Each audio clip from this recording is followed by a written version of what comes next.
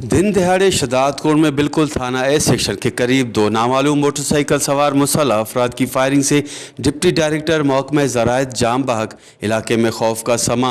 महकमा ज़राअत के अफसर आशिक हुसैन चांडियों को नामालूम अफराद ने कत्ल कर दिया और बआसानी ए सेक्शन पुलिस के सामने से फरार होने में कामयाब हो गए, जबकि कातलों की फायरिंग के वाक़े के बाद शहरियों ने जख्मी को शहदादकोट के तालका अस्पताल ले गए, जहाँ डॉक्टरों ने आशिक हुसैन चांडियों की मौत की तस्दीक कर दी।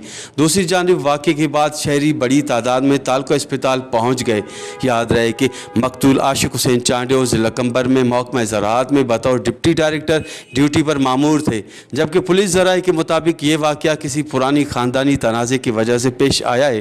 ताहम आखिरी इतलात तक कोई गिरफ्तारी अमल में नहीं आ सकी और ना ही कोई मुकदमा दर्ज किया गया है। कैमरा टीम के साथ गुलाम अली इब्राहिम, वश टीवी, शहदादकोट।